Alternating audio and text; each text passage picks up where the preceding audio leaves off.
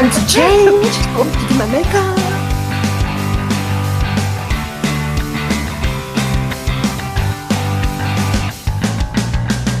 So we've all heard that remote work is not for everyone.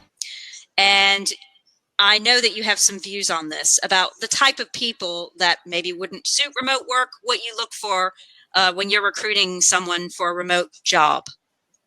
Yeah, absolutely. I remember, I think in our very first conversation, we spoke about that. We really got down to what I think are probably two strains in like the remote work movement. But there's a lot of buzz in the space. And there's a lot of people that, believe that with a certification or a training or whatever, everyone can work remotely. I'm sort of in that other camp that says like, well, maybe you can train someone to be sort of productive and functioning in a remote environment, but it doesn't mean that they're going to strive and that they're going to be mentally healthy. I think it takes certain mental traits, but also soft skills to be prepared. Yeah, I can still hear you, April. To be prepared as a remote worker. And that's precisely why at Acework, we're not hiring directly for remote positions. We're merely connecting people to jobs, right? But what we decided at the very beginning is that every candidate that comes through, we're going to put through our what we call remote readiness vetting process. Because there is a certain value also for companies in there to kind of know that a person is self-motivated enough, self-organized, independent, also has the right setup, like very basic technical things, speaks English fluently, knows how to use tools like, I think Remo is an extreme example, but maybe Zoom or Skype, Slack, etc. So we've really defined like a set of remote readiness criteria that we believe largely contribute to the success and also for someone to really start a job remotely successfully. Great. Does anyone else want to elaborate on that? Or disagree? And also, as the remote space grows, each organization and each team starts to have different things we need to look out for. So, for example, if our teams work across different time zones and we use a lot of asynchronous text-based communication, we need to look for people who are really good at text-based.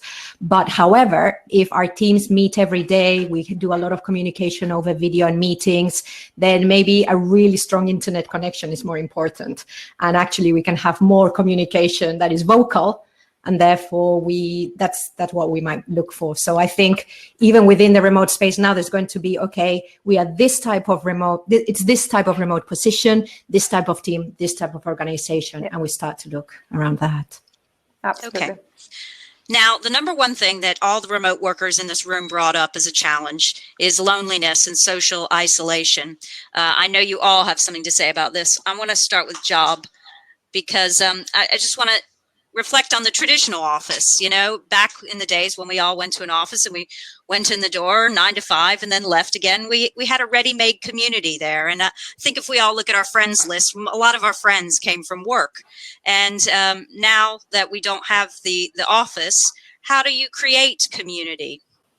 Yeah, I think this is probably one of the greatest challenges, right, of remote work. I think the tools are great, but how do you solve that? I think it's important to understand, like, what are we really missing? Let's say you're collaborating in a team that is all remote. What you're really missing compared to an office is the accidental interactions that you have, right? The water cooler chat. Why is that called a water cooler chat? Because it's something that was not planned, that you just bump into someone. You can't really choose who you bump into. And still you strike up conversation with someone like that. And it might not even be the same department or the same team that you're working in. So what I like to do and what we do within my team is we try to create that or recreate these kind of moments. You can't do it the same way, right? Like, you can't put a virtual water cooler and just hope that people bump into each other. But what you can do is you can create a lot of moments where people can interact with each other and explicitly so interact about things not directly related to work. And there's many things you can do. What we do is every day where we have a team call where the whole team comes together, which is something that sounds hard to scale, but it scales rather well, because if you're across the world, you just create teams in separate parts of the world, right? Remote teams. And most of that call, we just spent talking about our personal lives or sharing anecdotes. And depending on the team and the kind of people that are in there, there's different ways you can do it. We started out by just telling, what did you do yesterday? And trying to encouraging people to just tell about the boring things in life. Like, what did you watch on TV? You know, did you like it? Was it a good show? Because those are the kind of things that you talk about in an office, where you come together and you say, oh, did you watch Game of Thrones yesterday? And you're not necessarily talking about deep parts of your personality. What we do at Remote now is that we have a question of the day. So there's like a little icebreaker kind of question, sometimes a little bit more deep, or sometimes it's something funny. That goes a very long way in creating these kind of little moments. There's also a few cool tools like Donut, which automatically pairs you up with someone else in Slack. It's like a little Slack add-on. And then you're encouraged to meet with that person, just have a little coffee chat. So I think there are many ways to bridge this, but it has to be an explicit choice that you're doing this. And it will be conscious effort, and one that has to continuously be reinvigorated by whoever decides this. And it can be anyone, but it's very important that you continuously think about this. And it's honestly running a remote team, and I've ran very large teams at GitLab. It was my biggest concern, that someone started to feel lonely and started to feel left out. So you have to work very hard. And if you're like a manager, for instance, you have to pay attention that, you know, don't require participation at all times, but make sure that everyone, at least once in a while, participates. Because it's very easy for someone to just like not appear or turn off the camera, or just don't contribute to these kind of things. And that can be very tricky. One thing we started doing recently at Remote is we started playing Dungeons and Dragons together. So we just use Zoom. I never played before, but it's actually really fun. And almost no one in the team, like only 2 people played it before. Everyone that joins is having the time of their life. And that's been very nice. That doesn't scale very well because you need small teams. You would need to split up in small teams. Another member of our audience said the same thing, that they play video games with their colleagues as part of their, and do you count that as work time? I mean, in the normal office, you don't spend all of your time at the computer banging out reports and emails. You have that informal time. And what percentage of your working day in a traditional office is about relationship building? And, you know, now that you move outside of the office, how much of the time should be about informal relationship building, you know? And that like you say, that the virtual water cooler is important. It's the place where you meet people who you don't work with on a day-to-day basis. And that's where ideas get cross-pollinated. So how do you deal with that? This is a Pilar question, because a lot of people did bring that up too, that they find it difficult to build new ideas with people online, and because they miss that opportunity. Do you have any other ideas about how we can cross-pollinate and generate new ideas and build them together? Yeah, there's a couple of things. So I really like the concept of planned spontaneity. So you design your ecosystem either through tools or, like Job was saying, through processes and events that you deliberately have, so people can bump into each other. And I think also, as well as the water cooler and the stuff we do so that we can have informal chats that are not work related, that we also build spontaneity into our work. So one thing that I really like, for example, in a very small team, is that if I am in Google Docs working on a document and my colleague Maya pops in, I see her. And there I can maybe chat to her, and I get really excited because she lives she's in Spain and I'm in London normally. Or Trello, we use Trello. You can also see if someone's on the same card. So if you have a choice of tools, pick tools that allow you to see when someone else is in the same document if you are working on the same task. The other thing at an organizational level, which is quite interesting, is companies like Trello, and now Atlassian is taking it over when they took over, is having systems where you pair up different people from different parts of the organization together so that they can meet, they can then have a meeting, talk about whatever, and report back. So really have systems. You need systems for this spontaneity and to cross-pollinate those ideas too. We use Notion, which has blown up massively. I think since we started using it 3 months after it launched, and it was tiny, and now it's grown into this amazing community of people that also build a lot of cool stuff. The great thing about that one is that it's super customizable, which is great for a company that's really small. We're only about 6 people now, and we really want to like build stuff like how we want it. The great thing there is similar to what you see on Google Docs. You also see people working in Notion. So you can also follow and you can comment. It works the same way as a Google Doc, but it has a lot more interactive tools. Like it has a built-in Trello boards, for example, like those kind of things. We use Notion as well. It's actually one of the few tools we use. It's incredibly powerful, and I think the secret of Notion is, and this is going a little bit off board, but the secret is that it's your single source of truth for everything, right? In Google Docs, it's very hard to get an idea of where you are between many docs, and it's easy to lose them. Where in Notion, you always have an idea of where a particular doc is, and you can easily cross-reference it. It's really powerful. I can't recommend it enough. I guess this is one of the Q&As from the group, from the room, is what's your view of having webcams used more in communications? For me, I feel like that's really vital. But what do you guys think? And what do you use? Use Zoom, Skype? Anyone want to chip in on video communications and tell me about your video habits? I'm happy to contribute. I don't want to be the first one to always speak up, but so I think it's very important. I like it a lot. I think someone mentioned earlier in one of the roundtable discussions that it's nice to see like people's backgrounds. Like I like to put nice things in the background, like works of art that my daughter made and those kind of things. So I like it. I think it's very important. We make it a policy that everyone just gets a good webcam for that exact reason. But I do want to put a counter data point. I spoke with the creators of 1Password. I think it's called Agile Bits. They have a almost fully remote organization. They do not do video calls at all. And people are happy and healthy there. And it's like a 100-person organization, if not more. So although I personally heavily preferred, we use Zoom, which I think is probably the best scaling video solution. It's not necessary, apparently. I think I can give a balance to that. We do both. And I make a point sometimes to not use video simply because I want to be on a phone call, like traditional phone call, put my iPhone in my pocket and walk, or make sure that I look at something else. I'm in the middle of a large city, right? Berlin is pretty populated. It's not super common to have a faraway view. And maybe I got really conscious of that. I got laser eye surgery in April. And that really changed my perception of like how much I really look at screens. Because the first month was absolute hell. Like I couldn't look at, like it was all blurry and glaring. It was horrible. And I started panicking. I was like, shit, like I'm building this remote business. Like I'm on my screen the entire day. What am I going to do? So really finding that balance, because when you think about it, after a remote work day, you've looked at screens for, 8 hours at a time. So I think really making a point of building processes and times where you don't look at screens. Phone calls can be incredibly powerful. I'm not saying do all of your client calls on the phone. I think for those, it's really pretty great to look them in the eyes.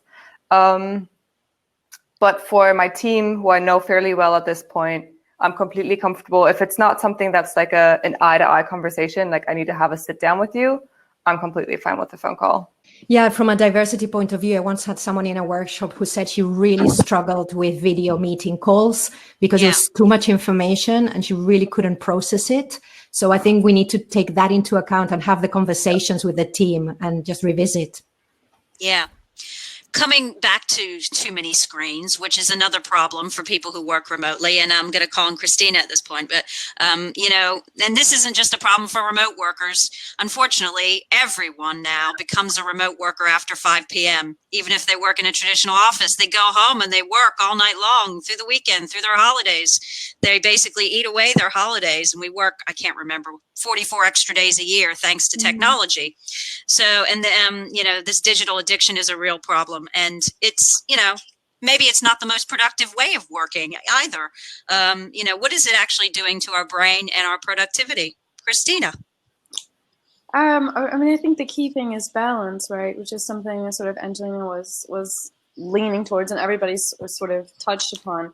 It's if we're spending 8 or 10 or 12 hours online on a screen, our brains are bombarded by visual stimuli, by sort of fractional demands on our attention, right? Because if we think about the way our attention spans used to work or the way we used to process information, it would be just sort of a conversation in real life where you heard voices, or perhaps we would read something and it would be like one color of text and one font on a piece of paper. And now if you look at your screen, I have no idea how many things are demanding your attention and pulling it in different ways, but there's got to be dozens, right, on everybody's screen. So it's actually exhausting for us to do all day long, and we don't realize it. But that's one of the reasons why at the end of the day, your eyes hurt, or you have a headache, or you're more tired, you're more irritable, because those things do sort of add up. So I think getting up, moving around, as was mentioned before by Judy, like, speaking on the phone or walking, or all of these things to break up the amount of time that you're doing one thing and focusing on a screen are helpful for your mental health, for your propensity towards anxiety, frustration, irritability. And then those things sort of play into productivity as well, right? Because when your mind is clearer and more rested, then you actually do better work. So as we also all know, many software applications and social media are designed to sort of be addictive.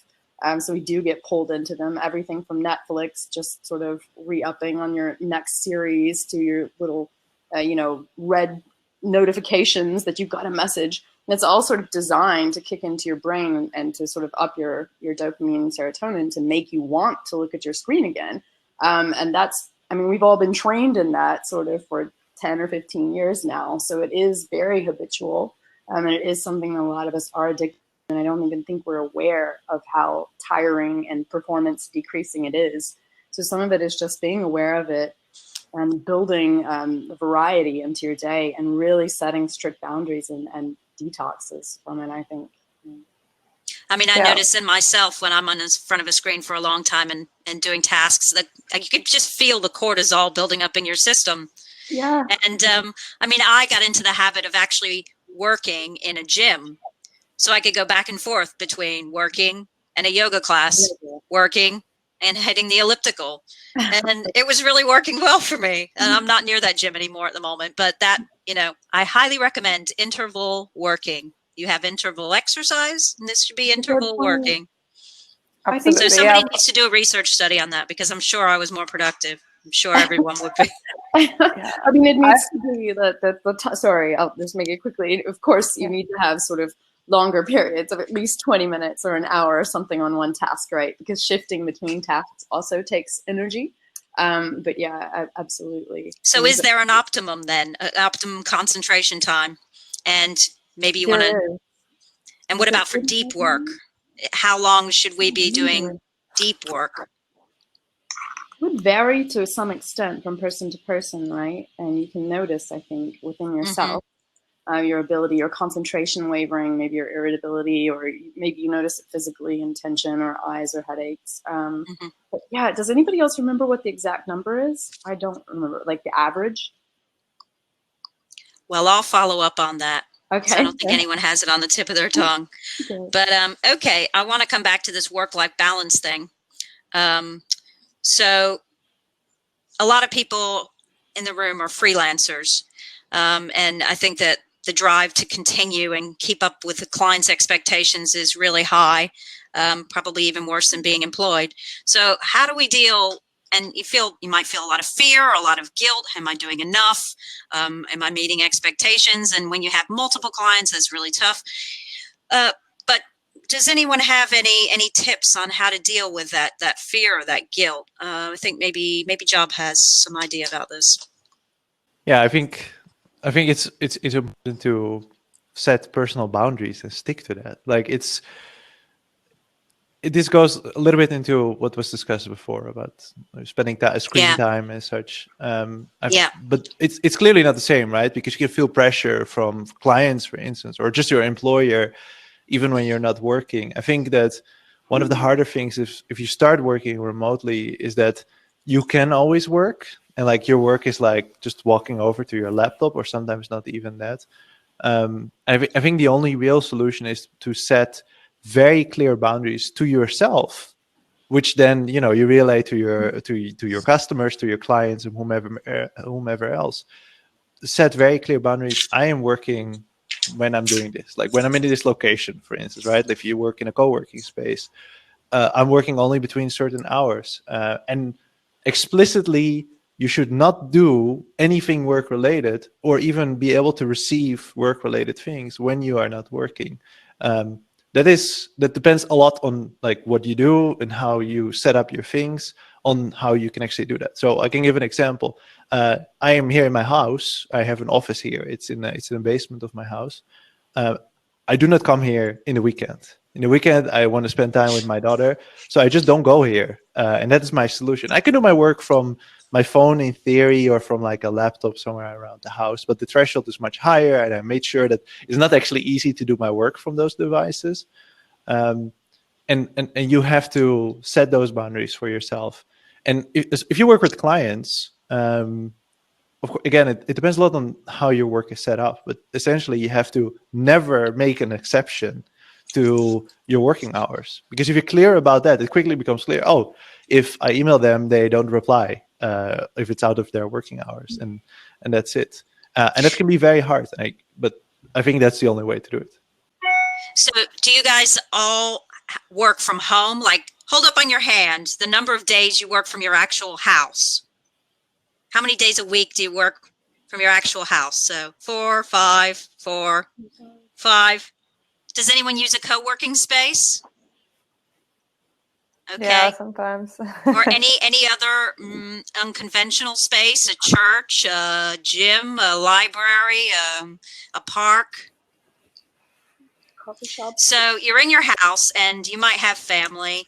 How do you, this is a question from the room, physical room. What impact has remote working had on your personal relationships, and how do you balance that? Does anyone want to answer that? So that's completely whoever wants to chime in. I know it's much harder when you have children, when you in your house, when you're living with them, or maybe you have an elderly relative that you look after. Do you have any sort of? None of that. We No. spoke about this at a table before. I live in a relatively small apartment in Berlin with my partner. And at the moment, we both work from home. And we've had phases where I was at an office employed, he was at an office employed, and now we're both at home. And it really did change our relationship. Sometimes I'd say it's worse. Sometimes it's a lot better. In those phases when, we kind of feel like we're in each other's space too much. Like, I want to remind myself that, like, I am very lucky that I can, have lunch with him for 3-4 days out of the week, which I think is pretty great. So I think often we, focus on the negative things of being interrupted and being not focused. But I think I really enjoy like the blessings of that when I look at my friends who are married couples that, should be, a lot closer, and they sometimes don't see each other at all. And we actually see each other for a decent amount during the week. So during the weekends, we can really go off and also really work on our own things, like our own interests, for example, which often I feel like couples have that pressure of, oh, we have to use the weekend to do all these fun things together. We don't really have that because we can catch up over lunch during the week, and then, I can spend an entire Saturday somewhere else. Yeah, great. Thank you, guys. I'm told I have to wrap it up. We are going to have another table question. So Judy is going to appear any minute and guide us on our table discussion. And this is sort of a forward-thinking question and a creative question. So I'm going to turn off my mic and camera and let Judy take the floor. Thank you guys very much for being on our panel. Thank you.